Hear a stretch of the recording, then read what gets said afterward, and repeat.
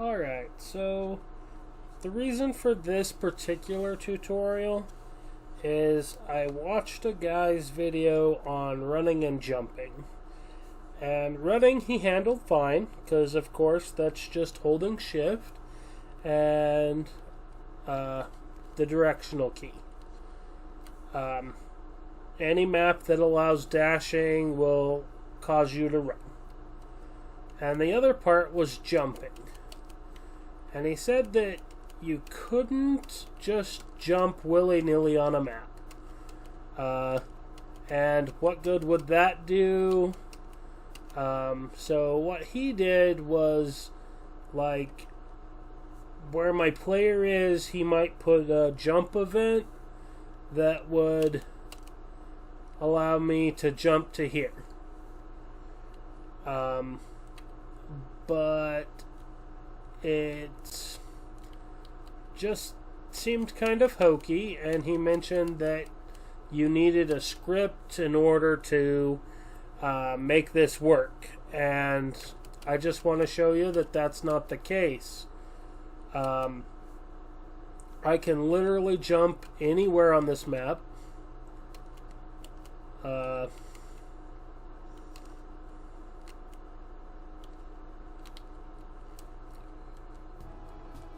And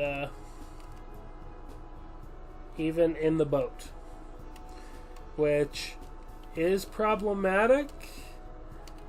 We could fix that, and I'll show you how.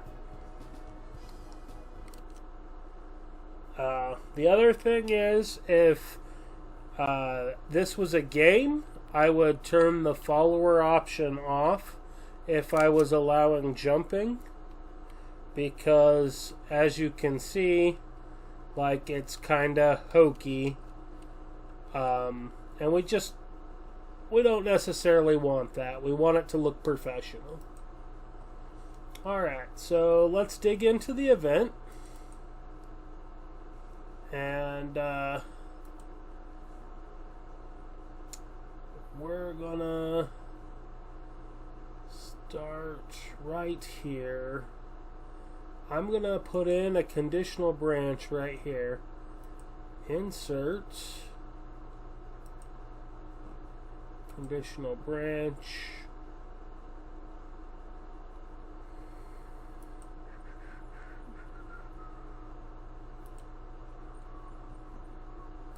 Vehicle. Boat is driving. Okay. And I'm going to grab this. I'm going to cut. And I'm going to paste. Okay. So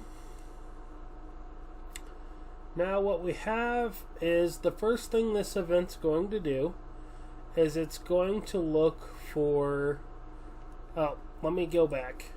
The first page is just a blank page, does nothing. The second page looks for the daylight switch to be on. It could be any switch. You could maybe even do it without the switch, and just have done it here on this first page, but you would have no way of deactivating the ability to jump.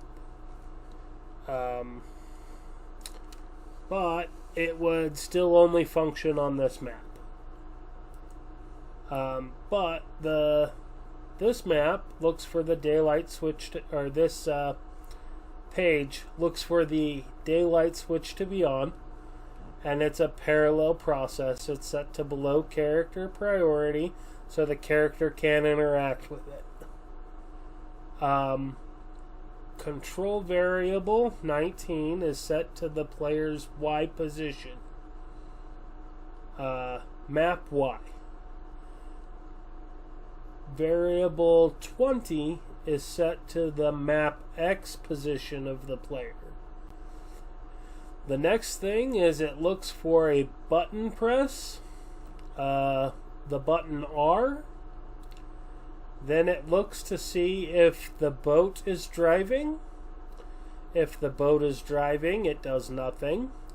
Otherwise, it looks to see the player's facing. If he's facing right, and then it looks to see how far right he is.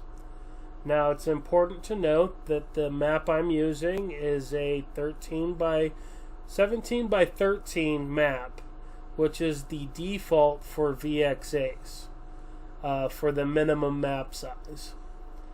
And in this case, they start counting at 0. So if I'm at 16, he's just going to jump in place. If I'm at 15, he will jump 1 to the right. 14, 2 to the right. If it's less than 14, he will jump 3 to the right. Okay. I pretty much got the same thing going on here. If you're facing left, if you're all the way to the left, you jump in place. If you're in like 1 square to the right, you will jump 1 square to the left, 2 squares to the right. You jump 2 squares to the left. If it's more than 2 squares to the left, or more than 2 squares to the right, you'll jump 3 squares to the left. And then we come to this conditional branch of the player is facing down. And if you're all the way at the bottom, which is 12, you just jump in place. If you're near the bottom, but only 1 square away, you'll jump 1 to be at the bottom, or 2 to be at the bottom. Otherwise, you jump 3. And then if you're facing up, it's got the same thing. If you're all the way up, you jump in place. If you're 1 away, you'll jump the 1. If you're 2 away, you'll jump the 2. If you're 3 or more, you'll jump the 3. And then it just ends. So I hope this was helpful. If it's good for one of your projects, like, subscribe, share. We like all those things.